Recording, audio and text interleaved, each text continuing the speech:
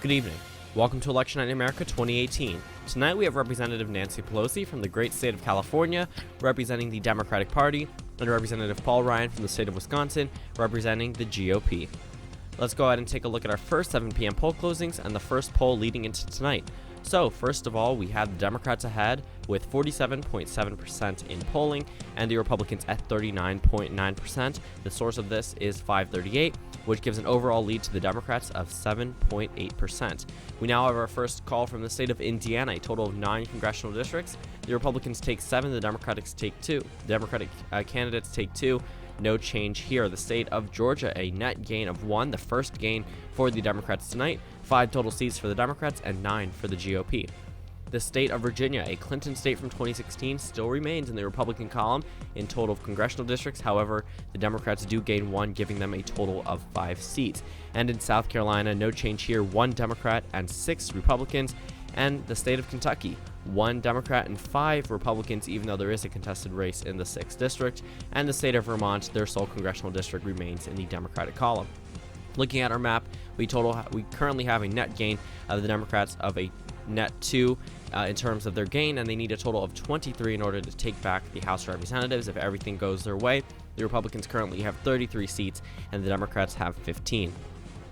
Let's go ahead and take a look at our 7:30 p.m. poll closings from the state of Ohio, West Virginia, and North Carolina. The state of West Virginia, 3 congressional districts, all stay in the GOP column, no change. State of Ohio, another state with no change, 4 congressional districts in the Democratic column, and 12 for the GOP. And in North Carolina, another state with little change, 3 Democrats and 10 Republicans. Putting that on our map, we have 22 Democrats, of course, with a net gain of 2, and the Republicans at 58 seats.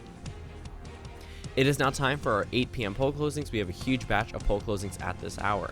State of Tennessee, 9 congressional districts, 7 for the GOP and 2 for the Democrats, no change. State of Alabama, heart of the South, 7 congressional districts, 6 for the GOP and 1 for the Democratic Party. The Democrats will carry 2 seats from the state of Missouri, and the GOP will retain 6 of them. The state of Mississippi, 1 Democrat and 3 Republicans. The state of Oklahoma, no Democrats from this race, 5 GOP representatives being sent to Washington.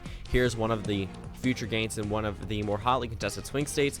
Florida, 27 congressional districts, hotly contested every presidential election season as it was in this House season. We have 14 seats in the Democratic column. They currently now have the majority in terms of representatives. They have a net gain of 3 from the state of Florida themselves, and the GOP holds on to 13 seats from Florida.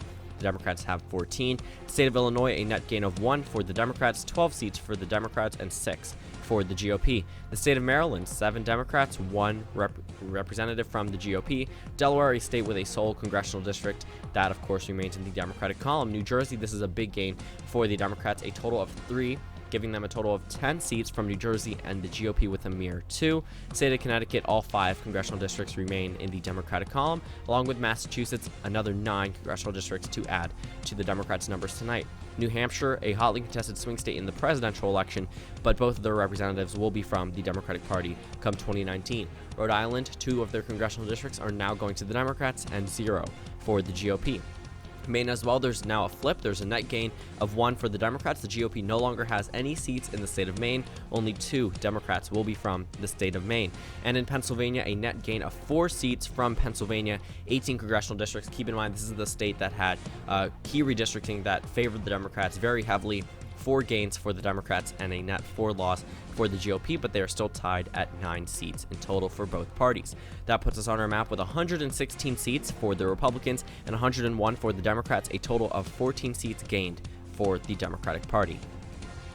Go ahead and take a look at our 8:30 p.m. poll closings from the sole state of Arkansas. The state of Arkansas, all 4 of their congressmen will be from the GOP, and that just adds 4 GOP congressmen to our map. We have 120 Republicans and 101 Democrats.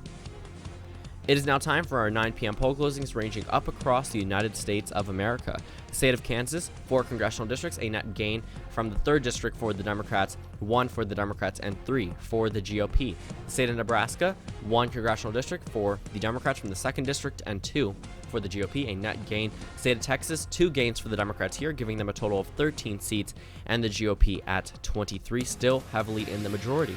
The state of Louisiana, 5 for the GOP, and 1 for the Democrats.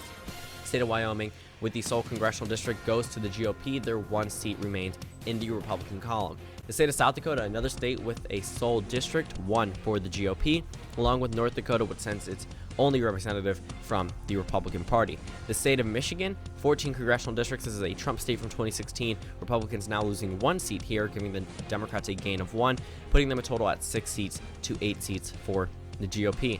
Now in Minnesota, we have 7 congressmen from the Democratic Party and 1 representative from the GOP, a net gain of 2 for the Democrats. The state of New York, 3 gains for the Democratic Party, giving the Democrats a total of 22 seats from New York and 5 for the GOP.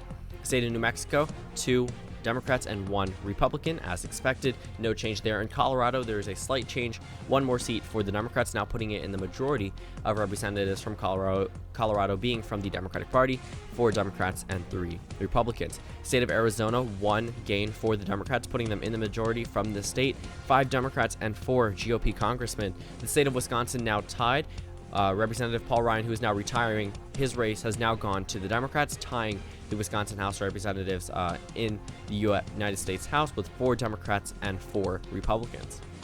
Looking at our map, the Democrats have a total of 27 seats gained from the GOP, which means if everything else goes their way, they will have the majority at the end of the night. The Republicans have 182 seats, and the Democrats currently have 167. It is now 10 p.m. Eastern Time, and stand by for a couple poll closing calls. The state of Montana, their sole congressional district, now going to the Democratic Party. This is a huge flip from the GOP, considering that Montana was a very big stronghold for Donald Trump back in 2016, now going to the Democratic Party. Utah, 4 congressional districts here, all 4 going to be swept by the GOP. In Nevada, no change here. 3 Democrats and 1 Republican. And here's a big one, Iowa, now flipping from the Republican column. 3 Democratic representatives, a net gain of 2 for the Democrats and 1 for the GOP, compared to where it was before with 3 GOP congressmen and 1 Democratic congressman.